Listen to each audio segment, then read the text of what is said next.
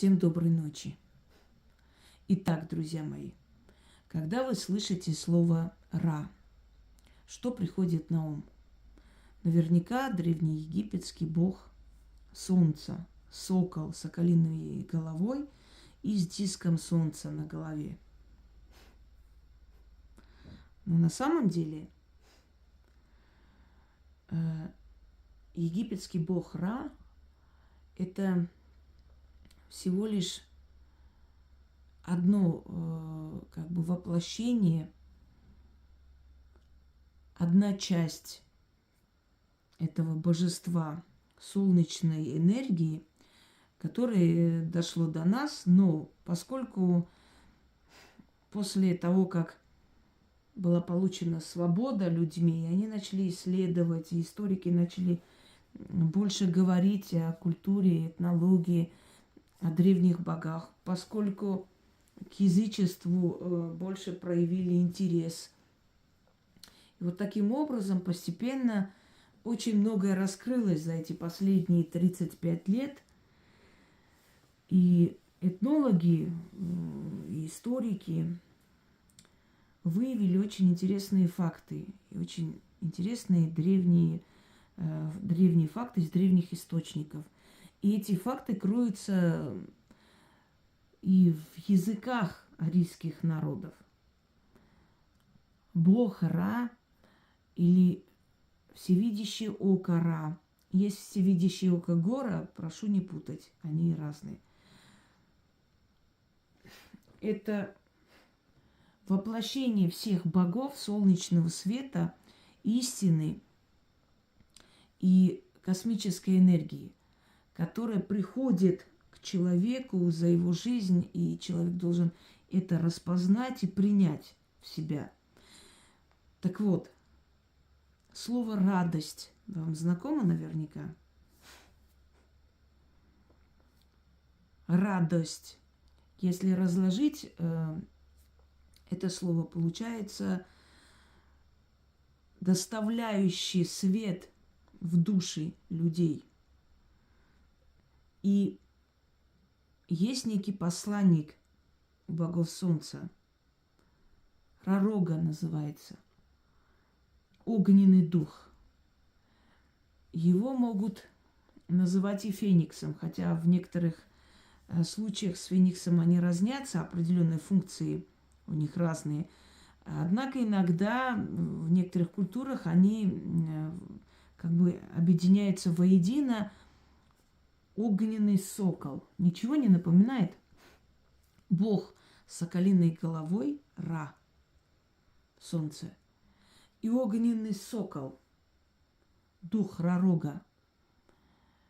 Или огненный сокол, дух перерождения. Его еще называют жар-птица. В сказках он показывается похоже на такой огненный павлин,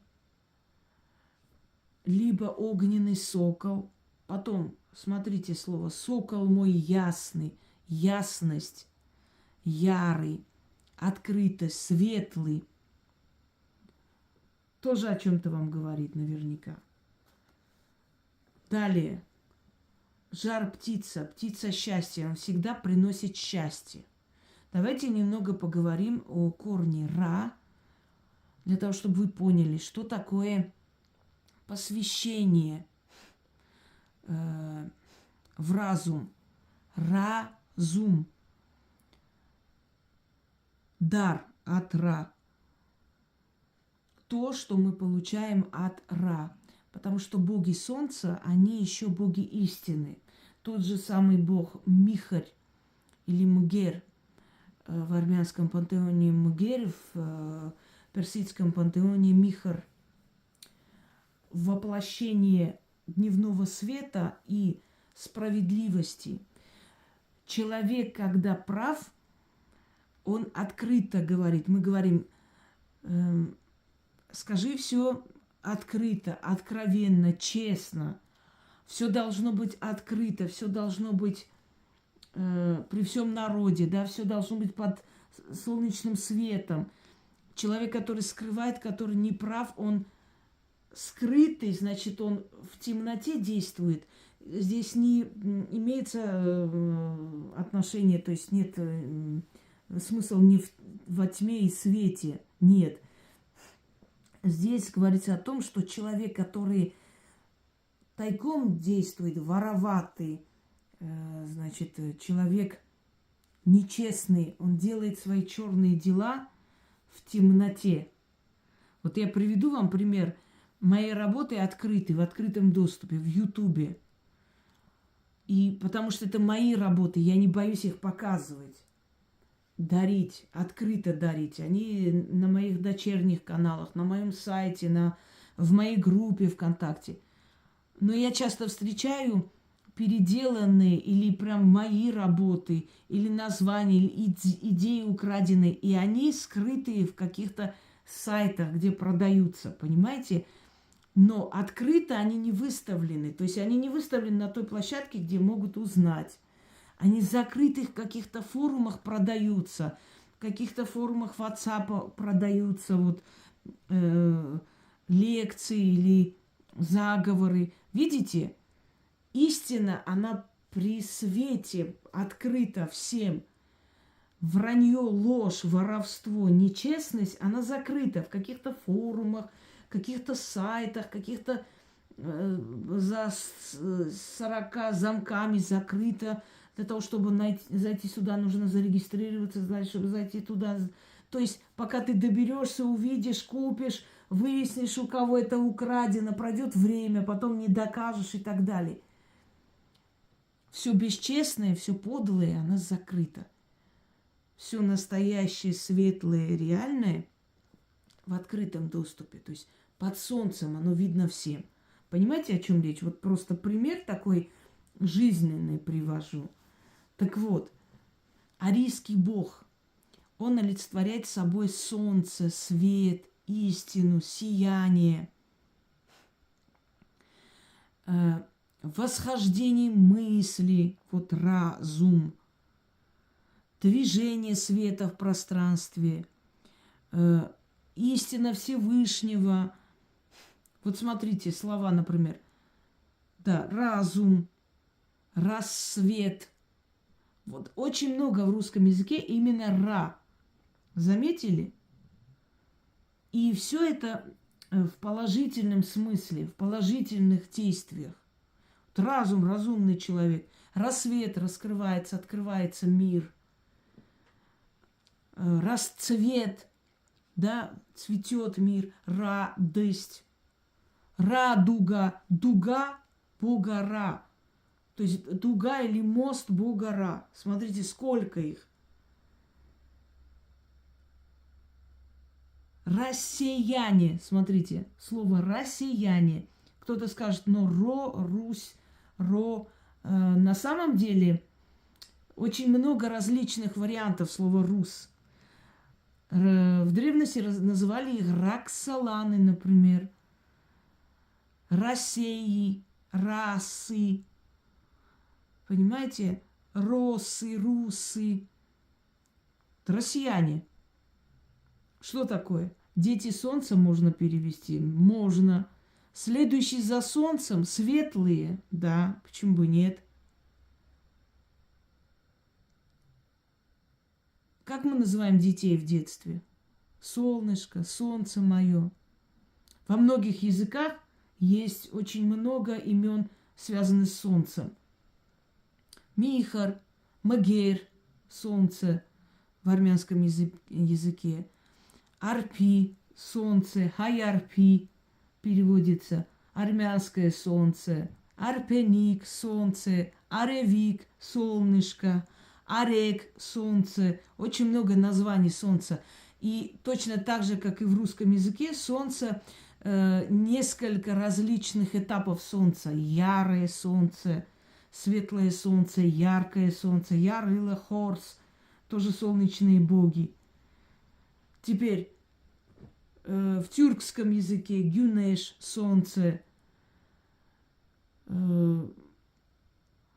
Михрениса, солнечное.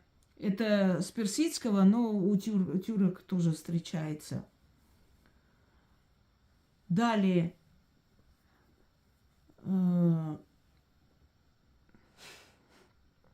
поскольку у арийских народов общее происхождение, очень многие мифологические персонажи, очень многие эпосы, сказания, древние тексты, названия богов одинаковы. И это неудивительно. Неудивительно, потому что я вам сейчас объясню, что такое арии. Арии – первоначальные народы, развитые народы. Народы, которые изначально создали вот понятие нация, народ, племя, да, свое. Было великое переселение народов несколько раз за историю человечества, много тысяч раз. Вообще считается, что арии – это те, которые пережили первую катастрофу, крушение, то есть последней цивилизации. И вот это вот такие остатки той цивилизации благородных, которые дошли. Арии вообще переводится как благородные. В армянском языке вообще друг к другу обращаются арии. Ара – это арии. Когда говорят, но это, правда, уже шуточную форму принимает, но ара – арий, ариец. И в этом ничего такого нет. К сожалению, фашисты очень сильно испоганили это понятие ариец, да, арии, и символы, знаки, тот же самый там знак вечности. Но не нужно винить арии в том, что кто-то воспользовался, скажем, их символами, знаками не во благо человечеству. Вот у нас отрицательное название слова арии, но это неправильно. То же самое слово аристократ. Арий, 100 крат арий. Ну, поскольку 100 крат это не только наше слово, оно вошло в обиход и других народов. Далее. Вот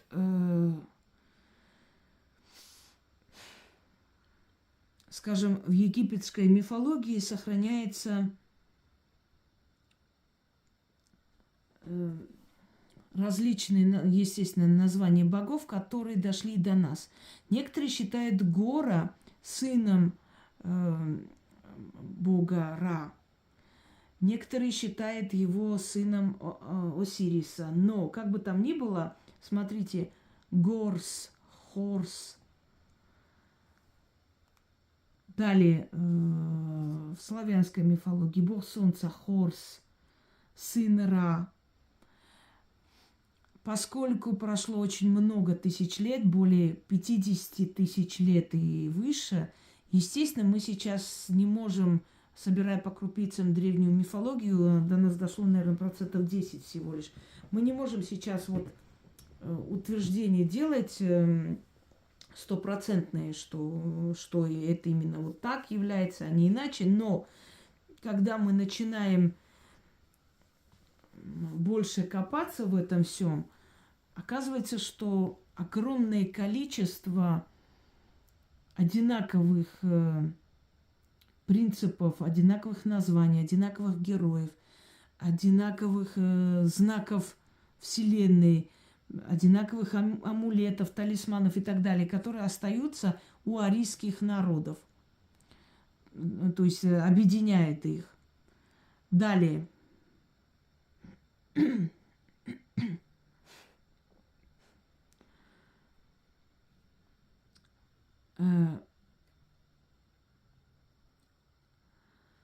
Ой, отвлеклась, у меня там пусик что-то тявкнул, извиняюсь, сейчас. Итак, далее другие слова, которые вам напомнят, опять же, слово «ра». Радей или радениц. Это более древнеславянское слово. Опекун, советник, друг. Некоторые говорят, что вот радениц, вот так называется, или радей, потому что, ну, как будто вот заменяет родителя. Но слово пишется «ра» через букву «а», то есть не родия, радей. Радеть, да, усердствовать. Вот радеет человек, радивый, старательный. Смотрите, «ра» Дива, Деву, Дев, Деви с индуистского, впрочем, они тоже арийская раса. Божество, Бог Ра, усердный или от Бога Ра, вот данный, как мы говорим, от Бога данный такой человек, знающий, шустрый. Радимичи, например, славянское племя, носившее это название. Одна из жен, не одна, а первая жена Владимира Крестителя, Рагнеда, в переводе ее имя означает солнечное, светлое, сверкающее там и так далее. То есть говорить можно очень много. Та же Радуница, светлая душа, и праздник есть, то есть поминание мертвых, свет их душе. В армянском языке, если хотят помнить добрым словом ушедшего, говорят свет его душе. Или пусть находится он в свете, пусть находится в лучах света, мирового света или света Вселенной. Понимаете? Свет, светлость, чистота, истина. Ну и так далее. Есть и, конечно, слова отрицательным смыслом, но отрицательное тоже говорит о том, что, то есть они переводятся таким образом, как бы отвернувшийся Бог, возмущение Бога, и оно как бы выходит в слове. Ну, например, там разврат, злость, Ра, отвернувшись от врат Ра. Слова нужно, есть определенная наука, слова раздробляют. И каждое слово, каждая буква, каждый там слог имеет определенное значение. В любом случае, как бы там ни было, мы с вами уже поняли, что вот эта часть Ра, солнечного, светлого, истина, очень часто присутствует и очень много присутствует в русском языке, в том числе и в славянском языке, не только в русском, но в русском больше сохранилось. Я хочу вам подарить этот ритуал посвящения в силу Ра. Нужно читать этот заговор тогда, когда солнце находится в зените. Это 12 часов дня. 12 час вершина солнца. Неважно, когда вы прочитаете, зимой, летом, осенью. Читать нужно в солнечный день, желательно, оно сильнее сработает. Но если у вас совсем уж прям месяцами хмурые дни, вам придется, да, вот так читать. Но желательно, чтобы это был солнечный день. Открывайте окно, становитесь, не обязательно смотреть на солнце, у вас потом прям появятся такие зеленые круги перед глазами, вы знаете, что долго смотреть на солнце невозможно. И читайте в самое ярое время солнца, когда 12, солнце в зените. Вы посвящаете себя силе солнечных светлых богов. После этого у вас очень многое откроется в жизни. Я этот ритуал хотела в книге внедрить, чтобы люди относились к этому очень серьезно, но потом просто подумала, что многие пока доберутся до этой книги, может, у кого-то возможности не будет приобрести. Все же, надеясь на ваше благоразумие, я дарю этот ритуал вам.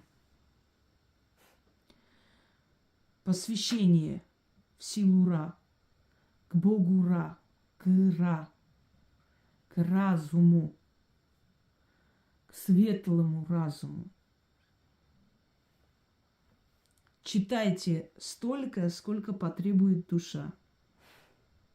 Здесь неограниченное количество. Можете 3 раза читать, можете 10 раз читать. Но в тот момент, когда вы почувствуете, словно сверху на вас льется вот эта вот энергия солнца,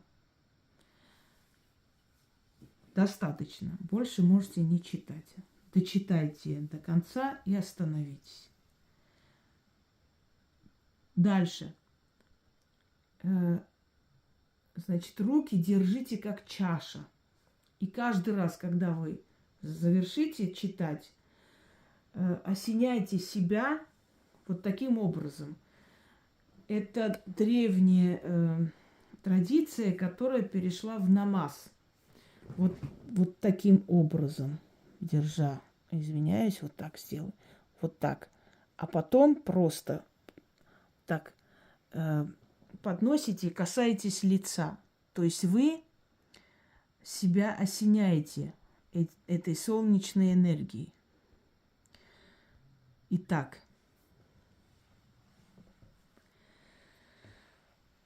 читать следует столько раз, сколько вам нужно, чтобы почувствовать себя лучше. У вас обострится чутье. Вокруг вас первое время будут происходить необычные вещи. Откроется очень многое откроется. Откинутся очень много масок. Могут уйти подальше от вас люди ненужные. Отвалятся эти люди. Этот ритуал, он может помочь вам и открыть денежную дорогу, если пробить трудно. Солнце станет вашим покровителем. И солнечные боги, боги истины, они будут с вами рядом. То есть они отправят своих посланников, чтобы вам помочь в этой жизни подняться. У вас обострится чутье, видение, предчувствие, сны. Это очень сильная работа. Но время от времени стоит повторить, потому что мы люди несовершенные, и вокруг нас несовершенные люди. И, следовательно, мы все время от них берем эту черную энергетику. И нам нужно обновлять свою связь с солнечными богами, с богами света, силой Ра. Итак, начнем. Величие солнца я славлю сейчас. О, великая сила жизни, Ра!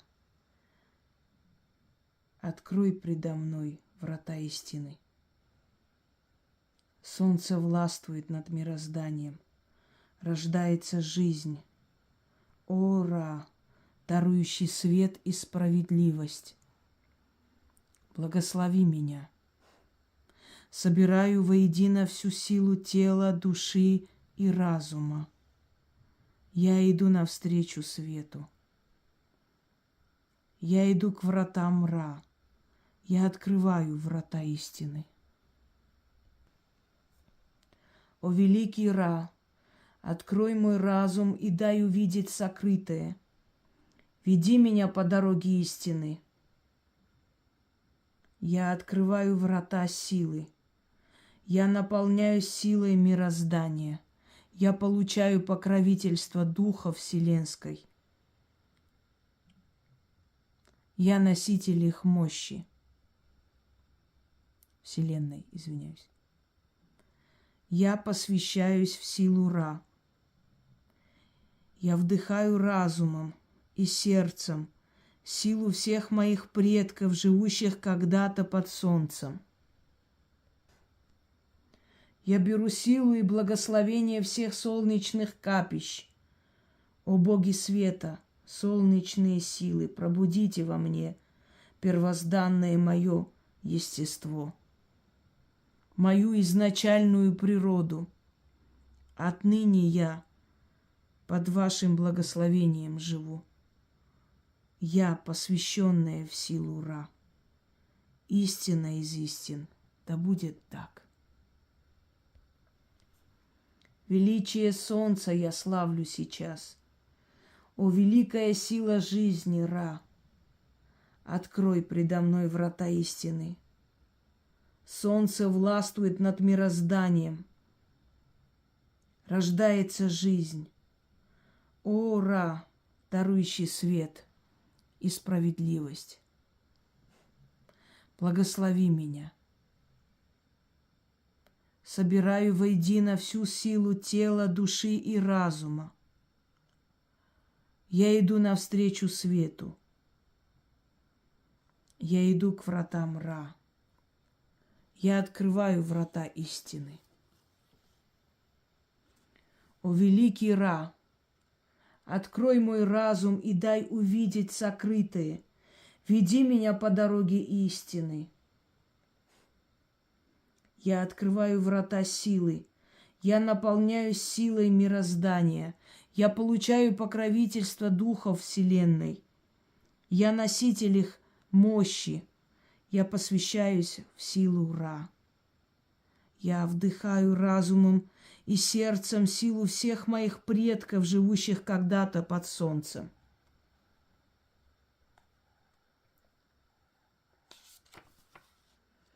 Я беру силу и благословение всех солнечных капищ.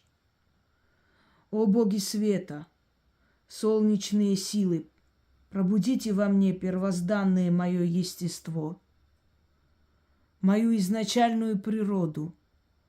Отныне я под вашим благословением живу. Я, посвященная в силу Ра, истина из истин. Да будет так.